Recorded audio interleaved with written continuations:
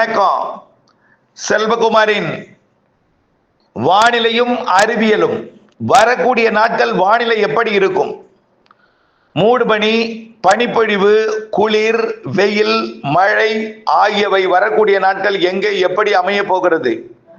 வானிலை அமைப்பு ஏற்படுத்தும் செயல்பாடுகள் என்ன? இணைந்திருந்து அறிந்திருந்து புரிந்து விலகுக.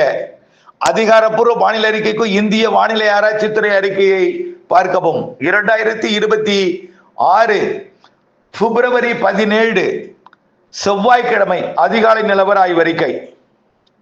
வங்கக்கடலில் உருவாகி இருக்கக்கூடிய காற்றழுத்த தாழ்வு பகுதி இலங்கையின் தென்கிழக்கே நிலநடுக்கோட்டு இந்திய பெருங்கடலில், அதாவது தெற்கு மத்திய வங்கக்கடல் மற்றும் தென்மேற்கு வங்கக்கடல் இணையும் இடத்துல தொடங்கி நிலநடுக்கோட்டு இந்திய பெருங்கடல் வரை நீடிக்கிறது.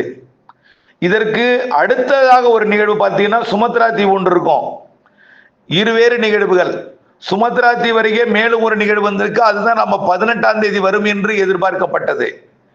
இந்த ரெண்டு நிகழ்வும் ஒன்றிணைந்து வரக்கூடிய 20ஆம் தேதி மழைப்பொழிவை தொடக்கும் என்று எதிர்பார்க்கப்பட்ட நிலையில முதல் நிகழ்வுக்கும் இரண்டாவது நிகழ்விற்கும் தொலைவு அதிகமாக இருக்கிற காரணத்தினால, நெருக்கமா இருந்தா கூட பரவாயில்லை, மத்திய வங்கக்கடல் பகுதியிலேயே நீடித்திருந்தால் பரவாயில்லை, இலங்கையை நெருங்கி இருக்கிற காரணத்தினாலே இது தனியாக குமரிக்கடல் மன்னார் வளைகுடா பகுதிக்கு நகர்ந்தும் அந்த நிகழ்வு, அதாவது 18ஆம் தேதி எதிர்பார்த்த நிகழ்வு அப்படியே அது தமிழ்நாட்டின் கரையை நெருங்கி, அதாவது ஒன்றிணைந்து வரக்கூடிய 20ஆம் தேதியிலிருந்து இலங்கையின் வடக்கு பகுதியில் அமைந்து தமிழ்நாட்டின் கரையோரத்தை நெருக்கமாக அமைந்து மழைப்பொழிவை 20ஆம் தேதியிலிருந்து தொடக்கும்னே ஏற்கனவே அறிவிக்கை கொடுத்திருக்கிறோம்.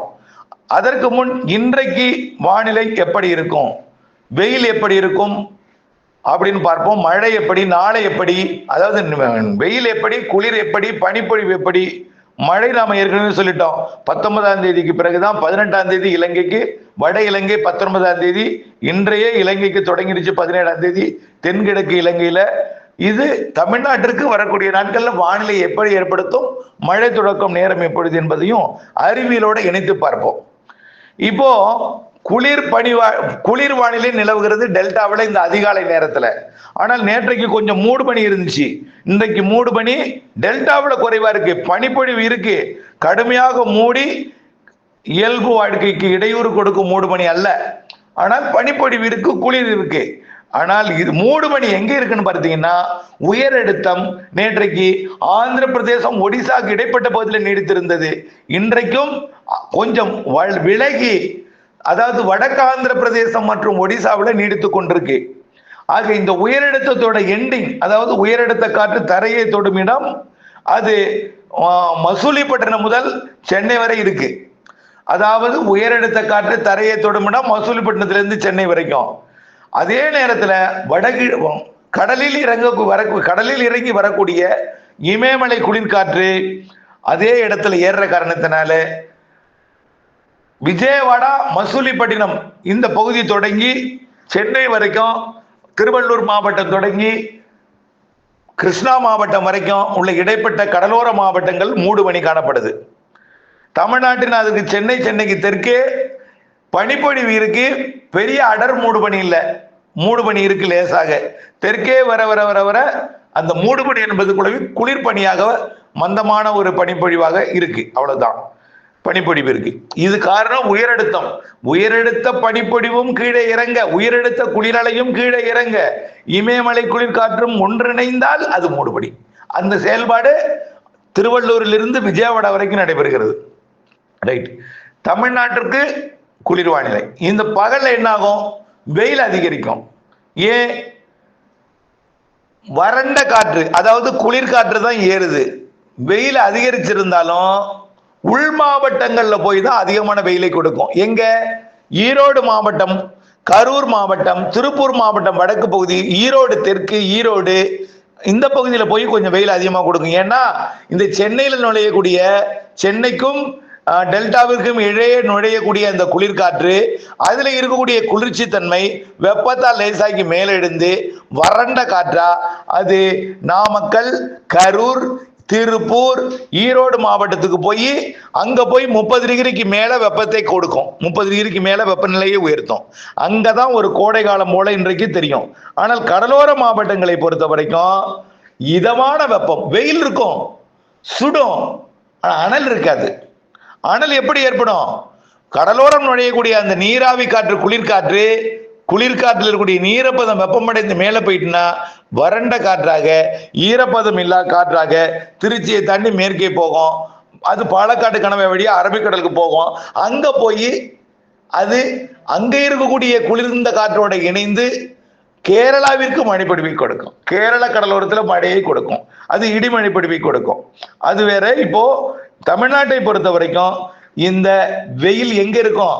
ஈரோடு, திருப்பூர் வடக்கு, அப்புறம் கரூர், நாமக்கல், இந்த மாவட்டங்கள்ல கொஞ்சம் வெயில் அதிகமா இருக்கும் இன்றைக்கு. இப்படித்தான் இருக்கும் வரக்கூடிய நாட்கள். ஏன்னா இந்த காற்று இங்க நுழைஞ்சு இங்க இப்படித்தான் போகுது, புரியுதுங்களா? ஆனால் நிகழ்வு வந்தாலும் நீ கிழக்கு காற்று நேரடியா ஈரோடு வரை போடுவதற்கு 20ஆம் தேதி மாலை வரைக்கும் இந்த 18, 19, 2 எல்லா நாளுமே வெயில் அதிகமா தான் இருக்கும். டெல்டா மாவட்டங்களை பொறுத்த வரைக்கும் இதமான வெப்பம், தென் மாவட்டங்களை பொறுத்த வரைக்கும் இதமான வெப்பம். அதாவது வெயில் வெளிச்சம் அதிகமா இருக்கும், பிரைட்டா இருக்கும்.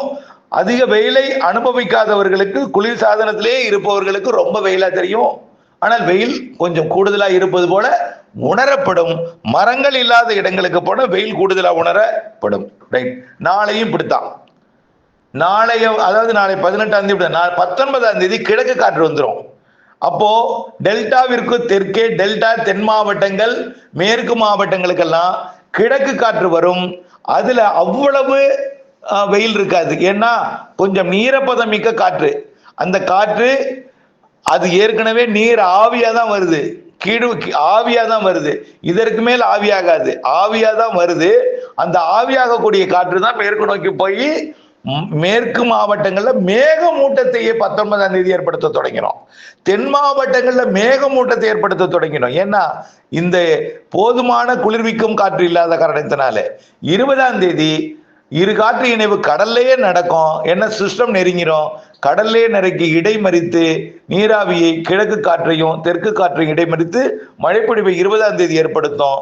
அப்படியே தப்பி வரக்கூடிய நீர் மேகம், அதாவது நீராவி காற்று, தெற்கிலிருந்து வரக்கூடிய காற்று மேற்கே போய் சந்திப்பை ஏற்படுத்தி மழை மேகங்களை உண்டு பண்ணும்.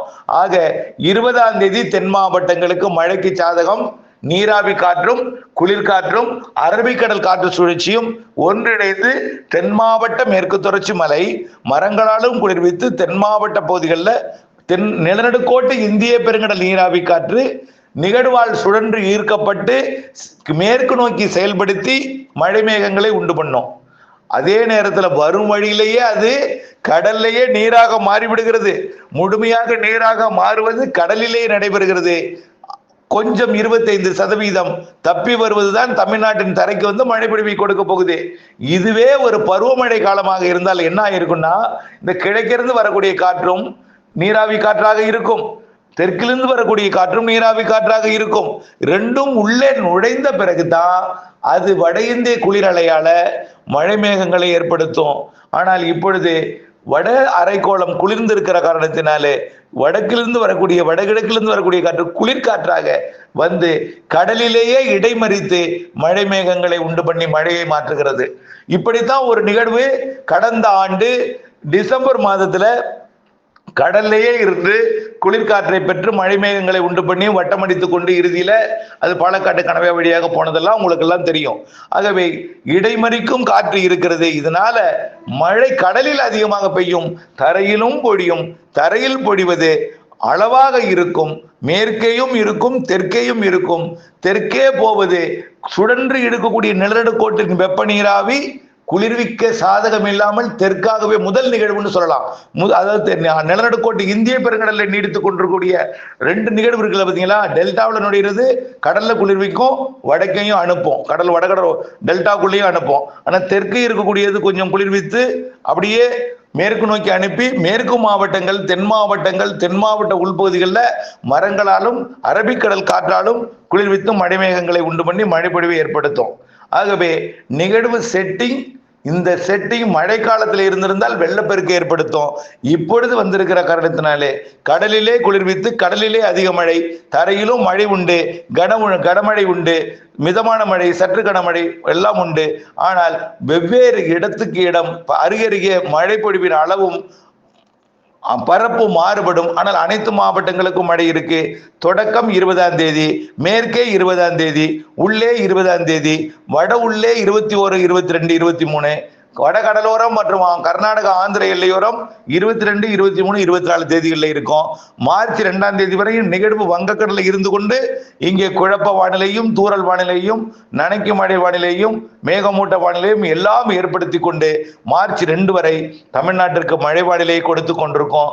நிகழ்வு நெருங்கி வந்து வடகடலோரம் ஆந்திர கர்நாடக எல்லையோரத்திற்கும் மழைப்பொழிவை கொடுப்பதற்கு சாதகம் இருக்கிறது என்பதையும் தெரியப்படுத்த விரும்புகிறேன்.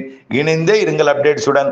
அறுவடை விவசாயிகள் 19க்குள் அறுவடையை முடியுங்கள். முதிர்ந்த நெல் தானியங்களை மட்டும், முதிராவிட்டால் கவலைப்படாதீர். இந்த மழை முடிந்த பிறகு அறுவடை பணி செய்யலாம். அதற்கு பிறகு ஒரு வாரம் இடைவெளி இருக்கும்.